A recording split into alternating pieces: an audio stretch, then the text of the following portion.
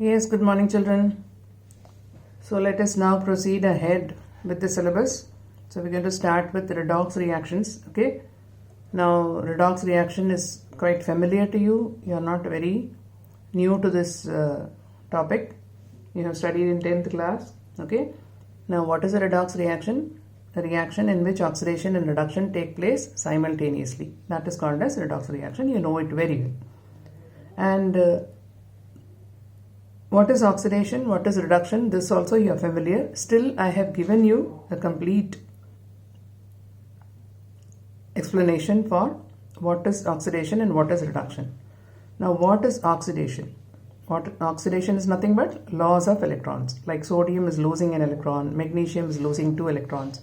So, whenever an electron is lost from a neutral atom, this is called as oxidation.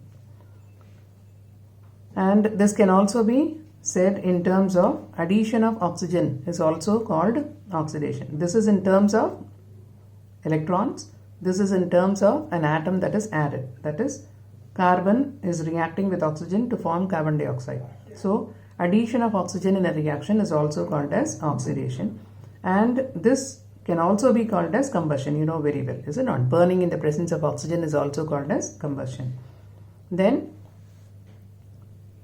not only addition of oxygen, removal of hydrogen is also called as oxidation only.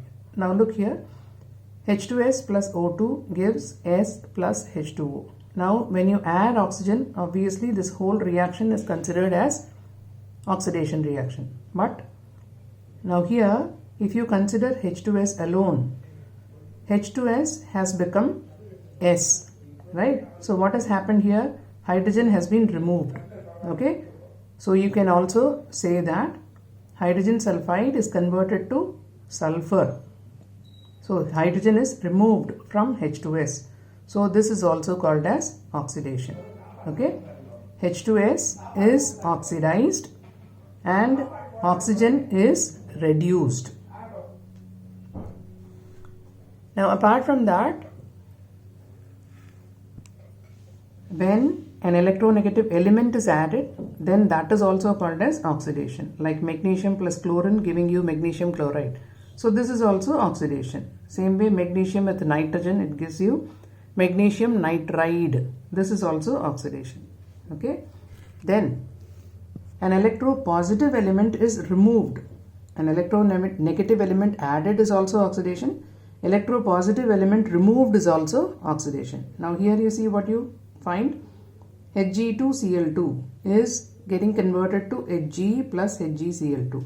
Now what you find here, Hg2Cl2, though Hg atoms are, that is becoming single.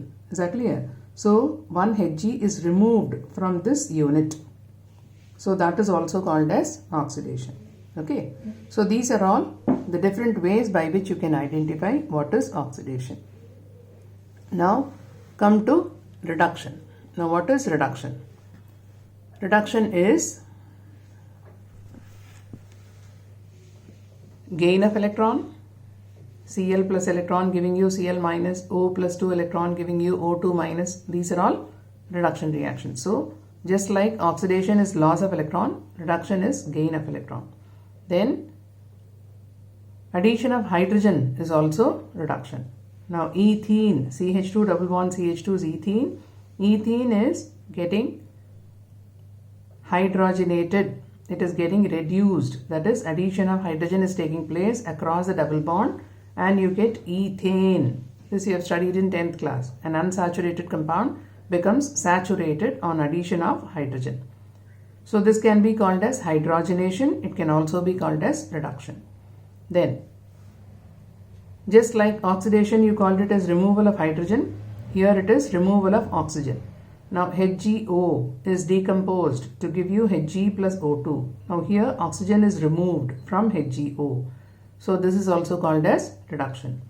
Now same way, further, if an electronegative element is added, it is oxidation. If an electropositive element is added, it is reduction. Now here you see HgCl2 has become Hg2Cl2. One more Hg has been added here.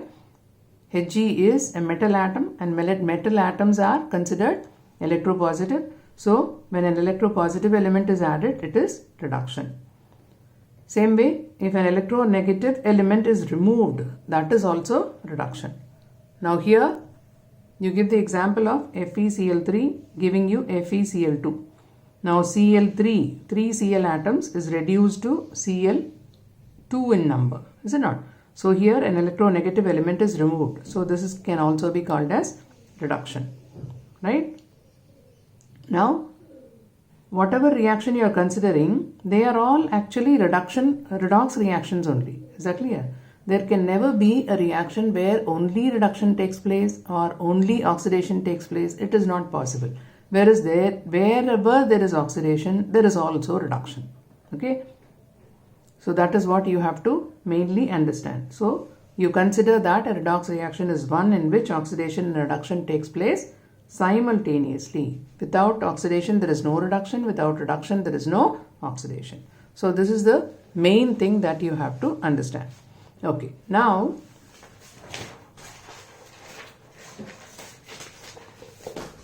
let us see in a reaction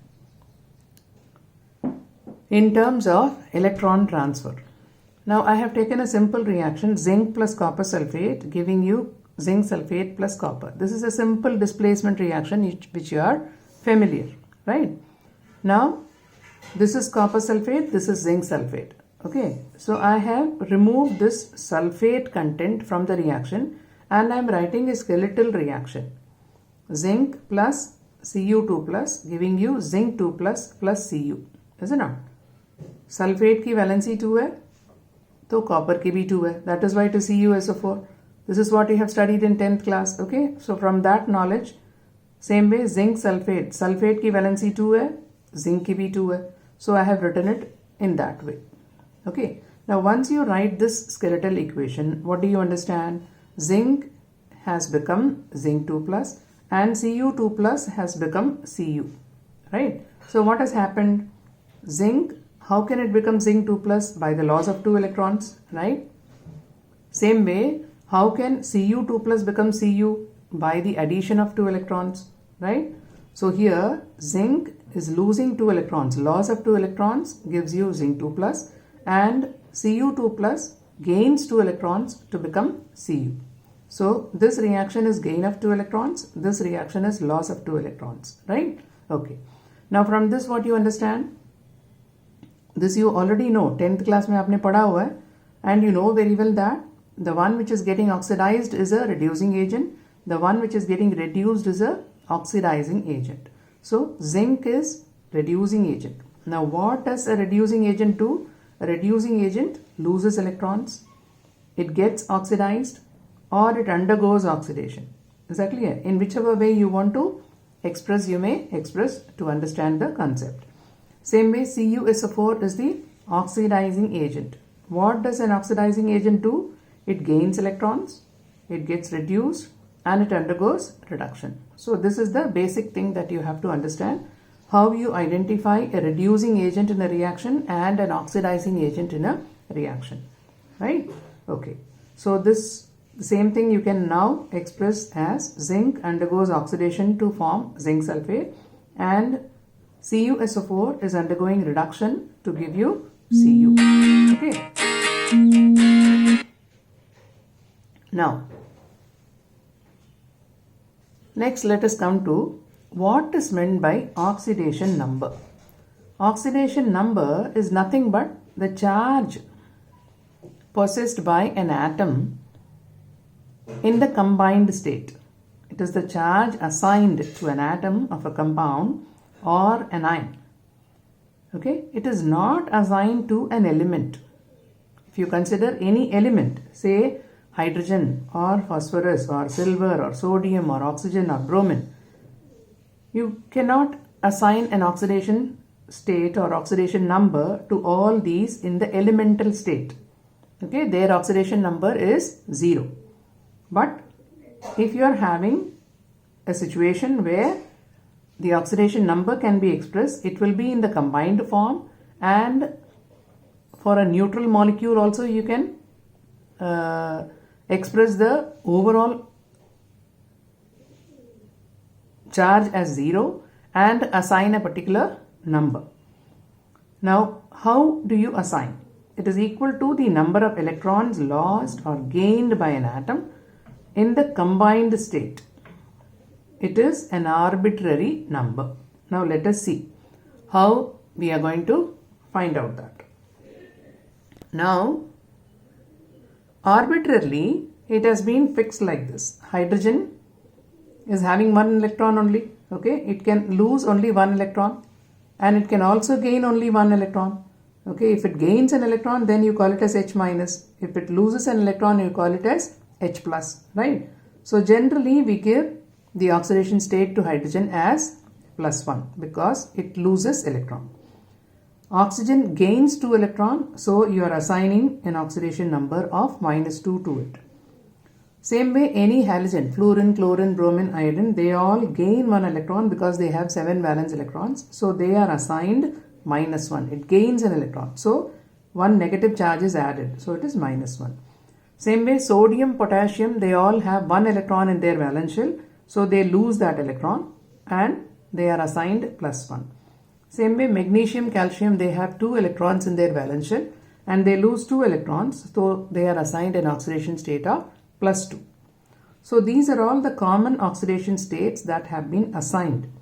Now oxygen has -2 except peroxide and superoxide. Okay. Now peroxide and superoxide, the oxidation state of O is different.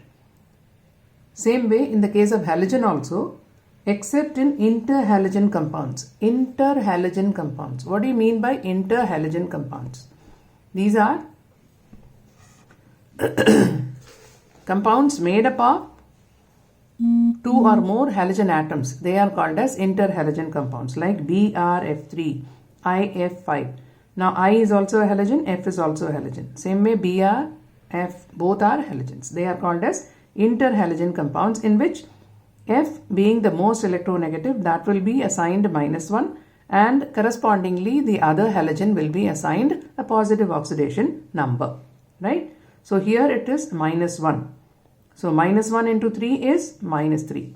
If this is -3, then on Br it will be +3 because the overall compound, when you take BrF3, the total, the sum of all the oxidation states will be equal to 0, right?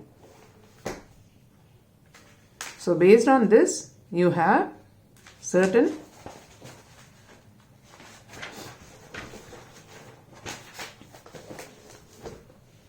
the algebraic sum of oxidation numbers of all the atoms in a neutral compound is taken as 0.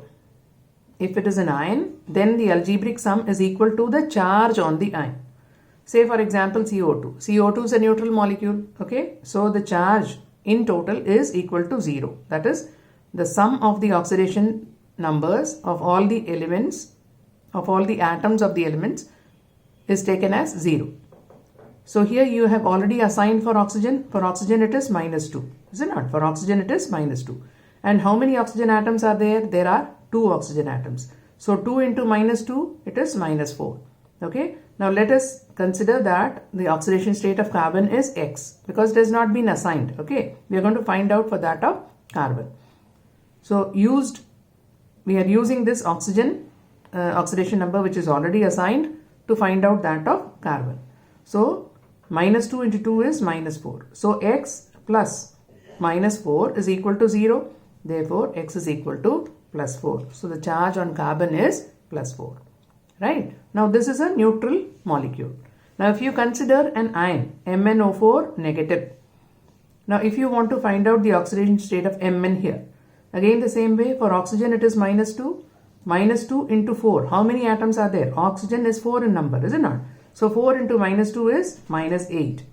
And let us assume for Mn it is X. And now you are going to equate it to the charge on the species. Is that clear? Here it was 0. So you have equated to 0. Here it is -1. So you are equating it to -1. So if you say X plus -8 is equal to -1. So what is X is equal to? X is equal to +7. So the charge on Mn in MnO4 minus is +7. Is that clear? So same way I have given for sulfate also.